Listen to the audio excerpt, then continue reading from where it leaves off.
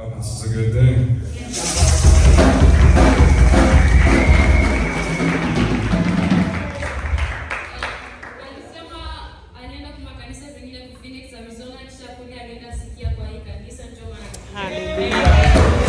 I've been praying for this moment since last week up to now. Nilikuwa naombea hii siku kuanzia juma ilipita mpaka leo. Even when I was coming, I was just praising the Lord. Na ngisi nilikuwa nakuya, nilikuwa tu naomba. Even the clothes I'm wearing, I say, God, what do you want me to wear na today? manguo yenye nilivala, niliuliza Mungu, unapenda leo nivale nini? But God chose this clothes. Mungu akamchagulia hizi manguo na zinabarikiwa. My message is small but it's powerful. Message yangu ni kidogo lakini iko na nguvu. Just open your heart and receive yours. Fungula tu roho yako na utapokea. We say example. Inasema kwa mfano. Example. Kwa mfano. It's a big word. Ni neno kubwa. We say example. Mfano. So I left my glasses over there, maybe on the chair. Please. Malineti zake pale tafadhali. Hallelujah. Thank you. Asante.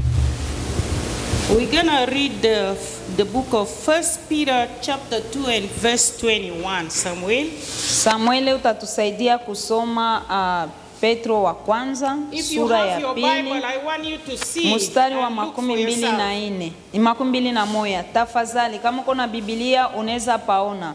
Petro wa kwanza. Open your Bible and look for yourself. Kila mtu afungule Biblia apaone. Petro wa kwanza. When you get this one right tonight, you're not gonna be the same. Kwa sababu ukipata hizi verse leo hautabakia vile ngisi huko. Maisha yako itabadilika. I know maybe we just be like Christian coming to church and going back home. Mimi naona sasa vile tunakuyaka sawa Kristo, tunakuya na tunarudia kunyumba. But tonight you will find, lakini leo utabarikiwa ama utaona pozisio yako ni wapi. Just align yourself with the word of God. Wewe peke tu jitie kumstari na neno la Mungu. Because God wanna open your eyes. Kwa sababu Mungu anapenda fungule roho yako. Not your physical eye. Hapana macho yako ya kimwili. But your spiritual eye. Lakini macho yako ya kiroho. When you see your reason for the church or your reason to come to church. Ukiona maana ya wewe kukuya kukanisa. You will see that God is going to speak to your heart. Utaona jinsi Mungu anaongea muro yako. Okay, Samuel, can you read that for us? Mutusomee mu Swahili ama English. Amen. Petro wa kwanza sura ya pili mstari wa 21. Amen. Kwa sababu ndio mlioitiwa. Maana Kristo naye aliteswa kwa ajili yenu. Amen. Akawaachia kielelezo mfuate nyayo zake. Amen. Amen. Amen. This is the word of God. Hii ni neno la Mungu. He say in English. Inasema hivi mkiingereza. For to this you were called, because Christ also suffered for us, leaving us an example that you should follow his step. Hallelujah. That's the word of God. Ile ni neno la Mungu. Jesus suffered for you. Yesu aliteseka juu yako. He did a lot of stuff for you. Alifanya vya mingi sana juu yako. And he left. Na kaenda. But he leave you as an example for him. Lakini alikuacha wewe kama mfano yake. Example of what? Mfano gani? Jesus did perform a lot of miracles. Yesu alifanya miujiza ya mingi. He healed the sick. Aliponyesha wagonjwa. He cured all the sickness. All kind of sickness. Magonjwa yoyote aliiponyesha. Ama magonjwa yoyote aliiponyesha. So you are now represent Jesus in this world. Wewe na mie tunahakikisha Mungu hapa mwa hii dunia. This is our assignment. Hii ni neno yetu ama ni mambo yetu. When you pray, what comes first in your mind?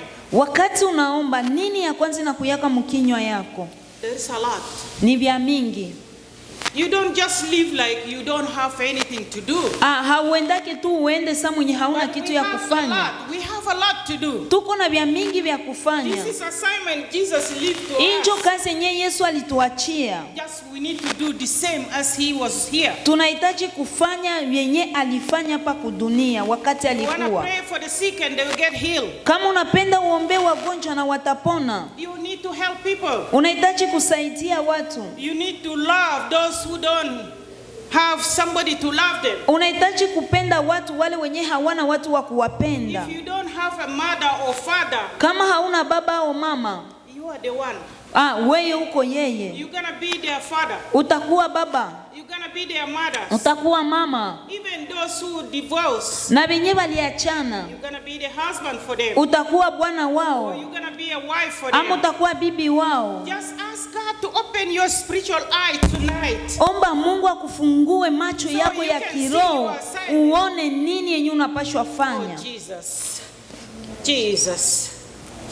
I feel like you need to love Jesus more and more. Mimi nasikia sasa unapaswa penda Yesu sana sana sana. Be able to follow him. Na utaweza kumfuata. If you don't love Jesus, kama haupende Yesu, not just love randomly. Haiko tu kwenda unapenda huko nje. Real love. Unahitaji kupenda ile mapendo ya mzuri. Like when you have a new girlfriend or you have a new boyfriend, you love them. Kama uko na ule rafiki wa kiana ama mwanamke wa mpya, utamupenda. Hawezi fanya hata saa moja na wewe muita. Utataka kila saa umuongeleshe kila saa. You need to change that tonight. Love Jesus. Unahitaji kubadilisha vile vyote. Penda Yesu. Mupende na roho yako yote. That's what he is doing. Ndio yenyewe alifanya. Now you need to forgive. Unahitaji kusamehe. If somebody did something wrong to you, kama kuko mtu mwenye amefanya vya mubaya kuwewe, you need to forgive them. Unahitaji kumsamehe. Because that's what Jesus is doing. Ndio kwa maana ndio yenye Yesu alifanya. He forgive till he is in the cross. He said, Father, forgive them. Alisamehe mpaka kumsalaba, akasema Yesu wasamehe kwa sababu hawajua wenye wanafanya. Something somebody did to me like that, I don't know what I can do. Kama mtu amefanya kitu ambao usiseme hakuna kinyuneza afanya. Because he is God. Kwa sababu ye Mungu. He know the enemy is there trying to. Anayua shetani iko pale tu kubadilisha maakili zetu. So we need to learn how to forgive. Tunahitaji kujifunza namna gani ya kusamehe. Ask him tonight that let him give you a heart that you can forgive. Muombe Mungu magharibi ya leo akupatie roho ya namna gani ya kusamehe. Bila kusamehe utajilumiza wewe peke.